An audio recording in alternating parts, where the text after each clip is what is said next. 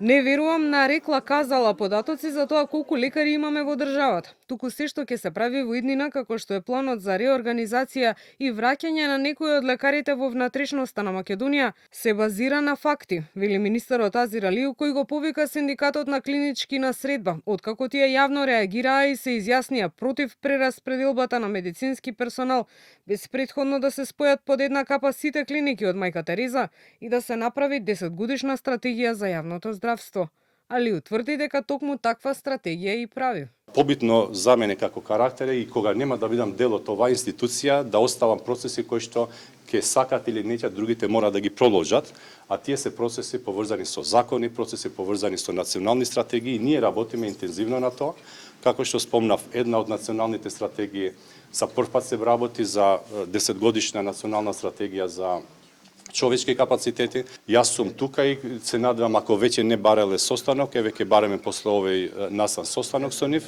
Уште еднаш, сите заинтересирани институции, организации кои што сакаат да дават придонес во здравството, ние сме отворени да ги слушаме и да креираме политики базирани на потребите на здравството. Од синдикатот на клинички за Канал 5 велат дека сакаат аргументирана дискусија со Министерството за здравство, но предупредуваат дека прераспределба на кадар може да се користи како алатка за партиски реваншизам и дека конечно треба политиката да се тргне настрана од здравството и да се планира без политички одлуки, за да се дојде до здрави решенија за најболниот сектор. Гордана била на неврологија, сега може да оди во Делчево да работи. Зашто? Зашто може да биде и реваншизам партиски.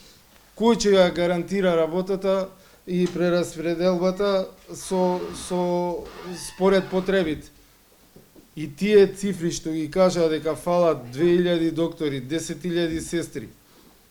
Ние имаме факултети, значи продуцираме кадар, меѓутоа тој кадар треба минимум едно 15 години минимум да има пракса во работата за да биде на некое ниво.